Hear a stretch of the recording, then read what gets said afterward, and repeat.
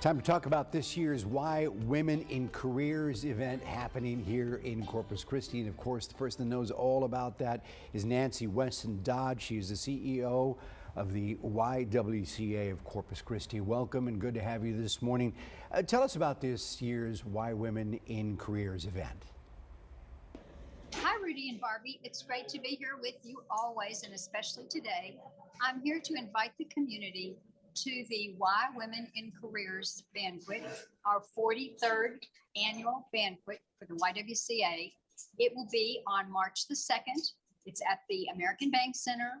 There will be free parking that night and also valet parking.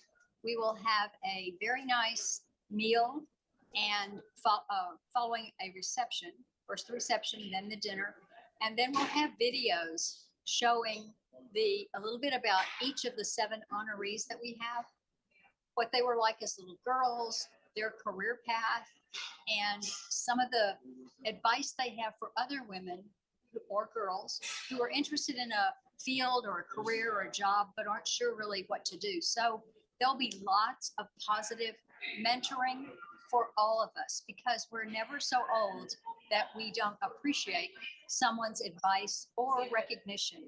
So it'll be a very exciting evening, and we invite the community to go to www.ywcacc.org and get tickets to come to this annual wonderful event.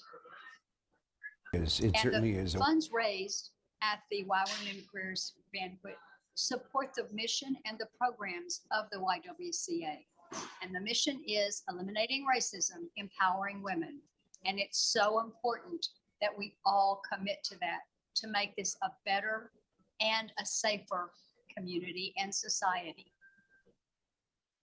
Amen to that for sure. Nancy, what do you hope folks will walk away with? What is the takeaway from this banquet? Well, the Why Women in Careers event has been in existence here for 43 years. It started out highlighting that women had careers. The first year, women who were nominated tell me that they were so surprised to find at the event that there were 100 women in the community who were working outside the home in professional and other categories. So that has been continued, although now many women are in careers. And so it's an opportunity for women and girls who think they might want to go into a field or go into a different field to listen to their stories of these honorees and see that with focus and with hard work and perseverance, we can do other things. Through the years, we've seen more and more women get involved with careers. And then a more recent happening is that women and men change careers much more often than they used to. There's not the same focus on getting a watch at 25 or 50 years as we had in the past. So you're not stuck in a career if you want to do something else. And it's really exciting to hear them talk about how they have seen the sky was the limit in what they thought they might want to do, did it, and decided, oh, I want to do this something else too. So we want the community to come, anyone who's interested in honoring these particular 7 women, or who's interested in hearing about careers, because the 7 women being honored this year are from really varied career fields. So it's just very exciting and motivating to hear where they come from, where they are, and to see how we can replicate journeys, not necessarily their journey, but our own journey in where we want to be.